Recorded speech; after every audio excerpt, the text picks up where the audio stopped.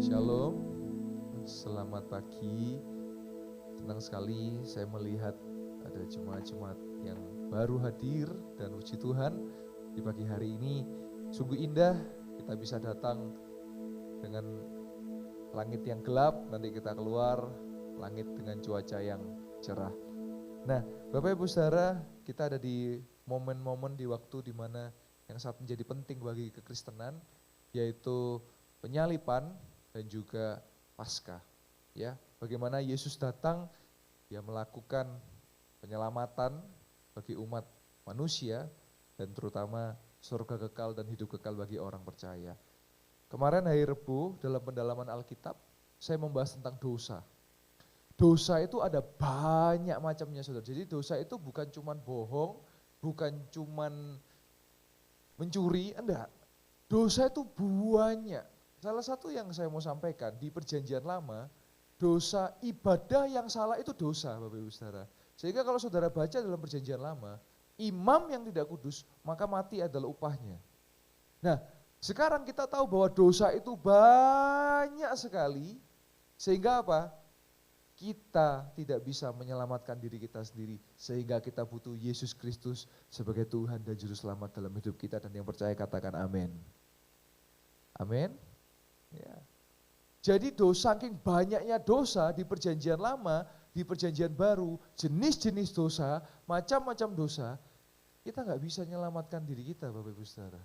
Sudah dosa macamnya banyak, harus melakukan hukum Taurat, mustahil Bapak Ibu Saudara, untuk kita bisa selamat dengan perbuatan kita, untuk kita bisa selamat dengan diri kita.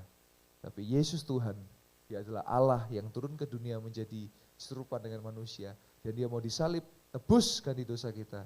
Ya karena kasih-Nya, itulah yang namanya kasih karunia dan anugerah. Kasih karunia dan anugerah artinya, saudara dan saya itu harusnya nggak layak, tapi kita nerima itu. Dan kasih karunia dan anugerah itu bukan supaya kita dengan mudah berdosa, tapi kasih karunia dan anugerah supaya kita bisa menang atas dosa.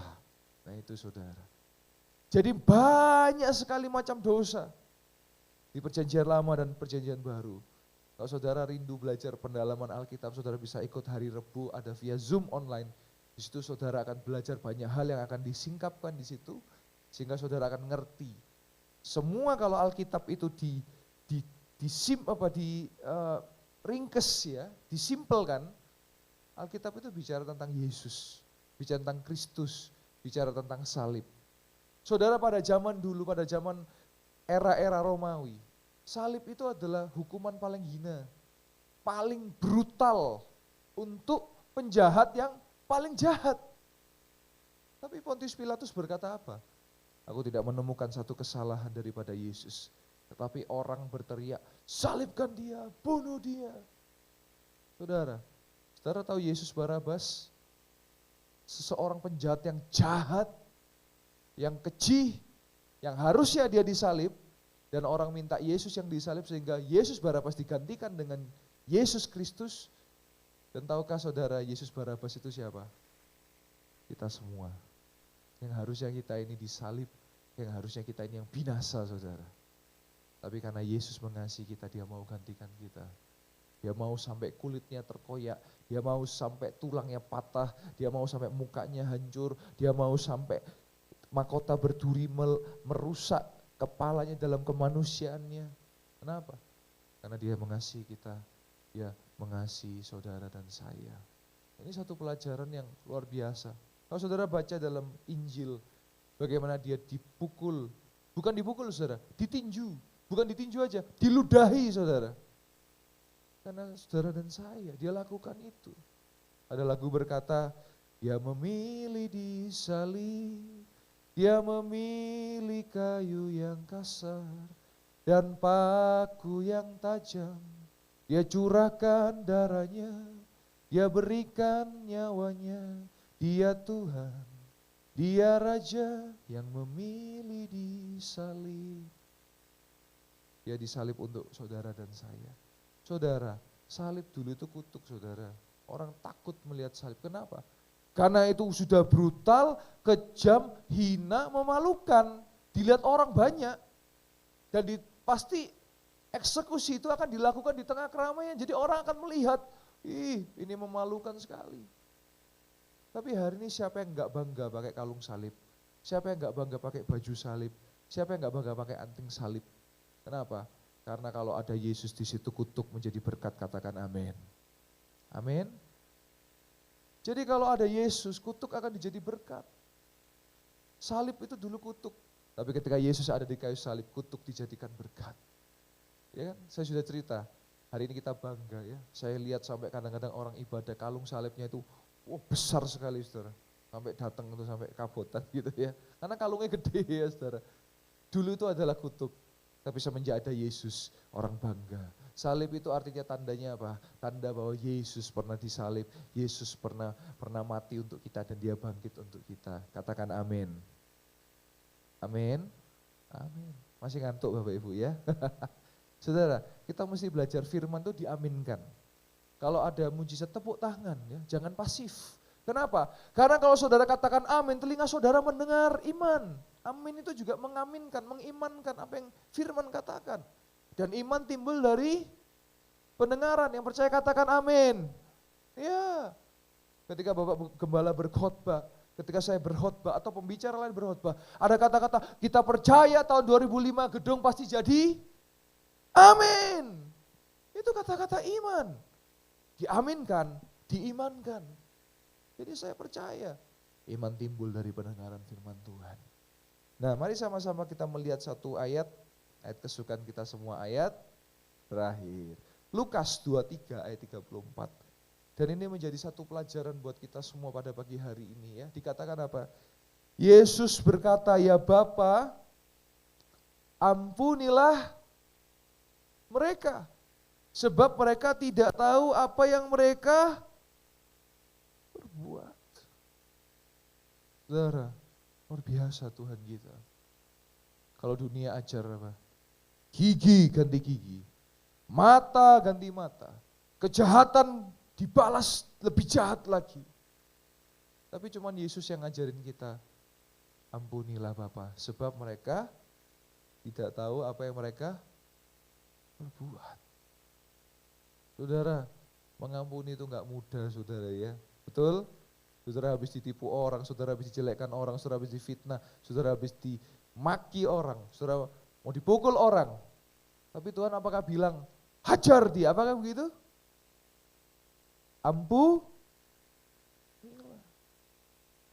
Dan itu juga yang Yesus lakukan ketika dia mengampuni orang-orang yang menganiaya dia, yang meludahi dia, mencambuk dia, memperkusi dia, mengeksekusi dia. Tapi dia ampuni. Oh dia punya kuasa, oh dia Tuhan. Harusnya dia bilang, oh kalian sudah jahat, musnah, wah gitu ya kalau misal kurang lebih ya kalau imajinasinya gitu. Tapi apa yang dia lakukan? Ya Bapa, ampunilah mereka sebab mereka tidak tahu apa yang mereka perbuat. Dan saudara kalau ikuti cerita di mana terakhir lambungnya ditikam, sadar prajurit, dibukakan mata imannya. Dibuka mata imannya apa? Benar, ini adalah Mesias. Benar, ini adalah anak Allah. Hari ini jangan nunggu kita tikam lambung Yesus dulu untuk tahu dia Tuhan. Hari ini jangan nunggu tangannya berlubang paku untuk kita tahu dia Tuhan. Itulah iman. Iman itu bicara apa? Percaya walau tidak melihat. Kita sering mendengar tentang Yesus. Mungkin daripada saudara termasuk saya, secara kasat mata belum pernah melihat secara kasat mata fisik Tuhan Yesus. Tetapi bisa dalam mimpi, penglihatan, atau perjumpaan spiritual. Tapi kenapa hari ini kita percaya Yesus? Karena cuman dia yang bisa bawa kita ke surga. Yang percaya katakan amin. Ya, nggak ada yang lain saudara. Saudara mesti bertanya ya, kenapa saya jadi orang Kristen? Kenapa saya ke gereja? Saudara mesti bertanya. Saya punya jawaban. Kenapa saya jadi orang Kristen? Bukan karena saya lahir dari keluarga Kristen, tidak. Tapi karena saya tahu cuma Tuhan Yesus yang bisa bawa saya ke surga. Katakan amin. Nah itu yang saudara juga mesti tahu. Jadi saudara ke gereja jangan cuma karena ya saya keluarga Kristen, saya enggak saudara. Karena saudara tahu cuma Yesus yang bisa bawa saudara ke surga. Karena Yesus yang tahu jalannya dan dia adalah jalan itu. Dia disalib, dia mati, dia bangkit, dia naik ke surga dan dia katakan apa? Aku akan naik ke surga dan Roh Kudus akan turun. Kenapa? Aku akan memastikan tempatmu di surga. Nah hari ini saudara, kita semuanya sudah beroleh kepastian. Nah di dalam dunia ini marilah kita hidup menyenangkan hati Tuhan. Kita hidup mengasihi, mengampuni seperti kemarin Bapak Gembala sampaikan di ibadah Jumat Agung. Mengasihi, mengampuni, mendoakan, mengasihi, mengampuni, mendoakan. Pak tapi berat, Pak tapi gini. Tapi saya katakan bisa Bapak Ibu Saudara. Cara mikirnya gini aja, kita ini enggak kebaikan kok Bapak Ibu Saudara. Kita di hadapan Tuhan kita ini banyak buat salah, tapi dia mau ngampuni kita. Nah kalau Tuhan sudah ngampuni kita, kenapa kita enggak ngampunin yang lain? Kenapa kita enggak mengasihi yang lain? Ya saudara, mari jangan ada dendam, jangan ada kepahitan, jangan ada hal-hal yang menutup pintu berkat Tuhan. Saudara, kalau saudara kepahitan, pintu berkat Tuhan tertutup loh dalam hidup saudara. Kenapa? Mikirin orang yang bikin kepahitan terus, betul enggak? Delon dia ngomong itu, gitu ya. Sedangkan yang kita benci ketawa-ketawa di sana, ya ngapain saudara? Saudara nyimpen sampah kan? Dia di sana ketawa, saudara, gitu terus. Lepas Tuhan udah, Tuhan lo, nggak berkat Tuhan nggak pernah salah alamat. Ya. Maka itu saya sampaikan sebagai penutup, karena secara jasmania pasti saudara mengerti istilah yang namanya apa? Penyakit ya. Tapi hari ini saya sampaikan kita harus rubah kata-kata kita. Kenapa? Karena oleh bilur-bilurnya yang sakit disembuhkan, katakan amin. Nah, saudara hari ini kita mesti rubah kata-kata kita ya. Kita mulai rubah. Kalau saudara memang belum sembuh, saudara katakan, saya percaya, saya sudah sembuh. Saudara belum mengalami pertolongan Tuhan, saya percaya, saya sudah ditolong Tuhan. Kenapa? Saudara akan dengar kata-kata yang positif, bukan kata sakit, bukan kata gagal, tapi saya percaya, saya belum sukses, tapi saya percaya suatu saat saya pasti sukses. Loh itu beda kata-katanya saudara. Ya hari ini saya begini aja. Nah itu kan kata-kata negatif. Tapi kita rubah menjadi saya percaya, saya pasti ditolong diberkati Tuhan. Nah itu beda saudara. Iman itu timbul dari pendengaran, sehingga saudara mesti rubah. Oh saya percaya keluarga saya pasti ditolong Tuhan. Oh saya percaya anak saya pasti diberkati Tuhan. Oh saya percaya pekerjaan saya pasti diberkati Tuhan. Nah ketika saudara telinga mendengar, iman saudara timbul dan bangkit. Maka saya percaya pertolongan demi pertolongan akan saudara alami. Nah saya tutup dengan 3 hal penyebab penyakit.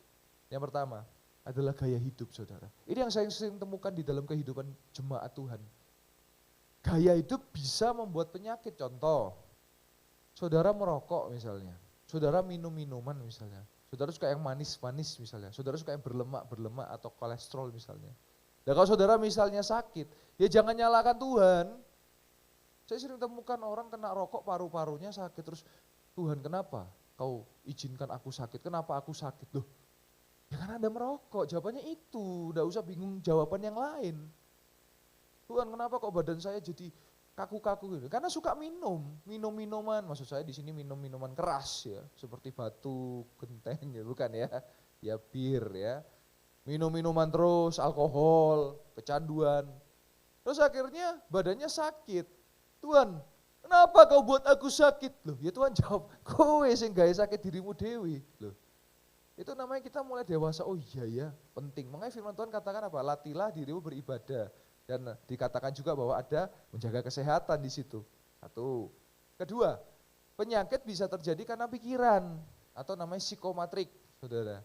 Saudara stres. Ketika saudara stres, depresi, hormon tubuh itu enggak karuan saudara. Makanya firman Tuhan katakan hati yang gembira adalah obat yang manjur. Dan semangat yang patah mengeringkan tulang. Maka dari itu saya mau tanya, bagaimana hati kita bisa gembira? Ya dalam hadirat Tuhan, dalam firman Tuhan.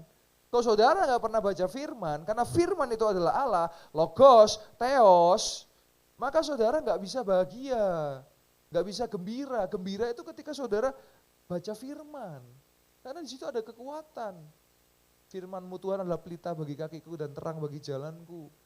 Ya, maka dari itu penting jemaat Tuhan, ayo harus senang baca firman. Dan yang terakhir, penyakit itu juga bisa karena roh jahat. Ya Alkitab dicatat, kena ayan karena roh jahat, bungkuk karena roh jahat, ya, gila karena roh jahat. Nah, jadi itu memang 3 hal ini. Nah, saya percaya hari ini Tuhan sanggup menolong kita, Tuhan sanggup mengadakan pertolongan. Yang percaya katakan amin. Puji Tuhan. Mari hari ini kita kembali diingatkan, mari belajar mengampuni, mari belajar mengasihi. Kalau saudara ada kepahitan dendam, lepaskan. Kenapa? Itu nanti bawa penyakit buat saudara. Loh iya saudara, jangan. Ya.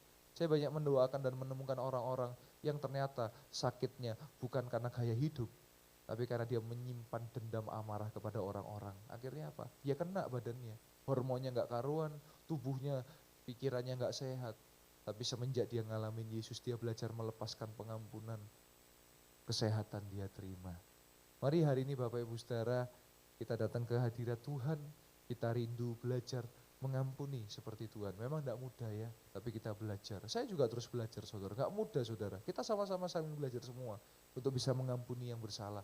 Karena apa? Mereka tidak tahu apa yang mereka perbuat. Biarlah kasih karunia ada di tengah-tengah kita dan di tengah-tengah orang yang menyakiti atau menganiaya kita. Doakan. Dan saudara tahu, Yesus sedang mempraktekkan apa yang dia ajarkan. Saudara tahu apa yang Yesus ajarkan? Kasihilah musuhmu dan berdoalah bagi yang menganiaya kamu. Dan Yesus praktekkan itu. Dia mengasihi musuh-musuhnya dan dia mendoakan mereka yang menganiaya dia, bahkan mengampuninya.